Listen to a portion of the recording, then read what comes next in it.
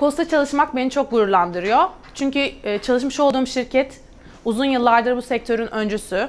Her gün yeni bir şeyler öğreniyorum bu şirkette ve Koç'un bu dinamik yapısı beni her zaman canlı tutuyor.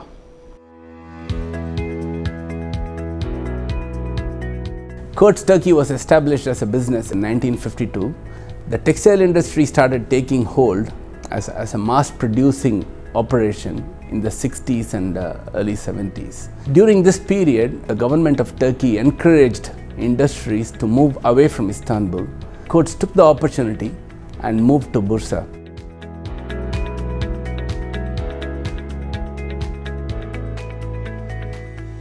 So the workforce here is very committed and very talented. They've been at the forefront of all the latest developments in the industry. Turkey really is a microcosm of Coats. We produce apparel and footwear thread performance materials covering a multitude of end uses, and we have a growing zips operation in this very factory.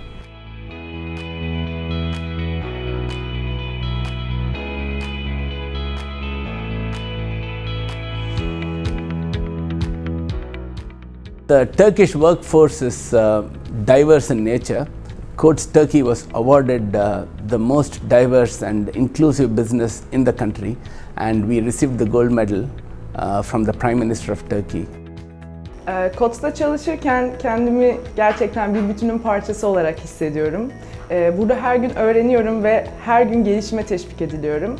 Bence bu bir çalışanın hem çalıştığı şirketle gurur duymasını hem de çalıştığı şirkete saygılı olmasını sağlıyor.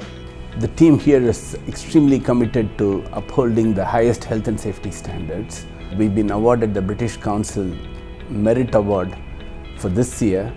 Coats'ta çalışmak benim için güvende olmak demektir. Coats'un birinci önceliği çalışanlarına güvenli bir çalışma ortamı yaratarak bizlerin evlerinin sağlıklı bir şekilde dönmesini sağlamaktır. Coats Türkiye olarak bugün yalnızca dikiş iplikleri üretmiyor, katma değeri yüksek teknolojik ürünler geliştirmek üzerine de çalışıyoruz. Turkey is in a very unique position in that it's got a growing apparel and footwear segment, and it's also got a thriving performance materials segment.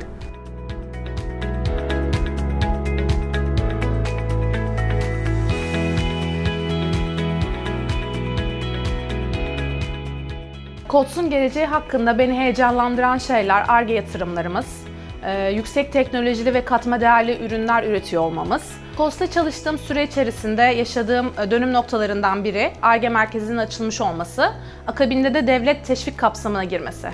The future is very bright for Coats Turkey. The fashion industry is moving towards shorter and shorter cycle times. Turkey is uniquely positioned to cater to the European consumers. The commitment that Coats has towards Coats Turkey is exemplified by the fact that this particular location has been chosen as the center for the EMEA Innovation Hub. This hub will cater to the needs of both the apparel and the performance materials segments. Coats'un geleceğe ve teknolojiye yatırım yapması beni çok heyecanlandırıyor. Sadece yazılım, Ar-Ge ya da inovasyondan bahsetmiyorum, insana da yatırım yapmasından bahsediyorum.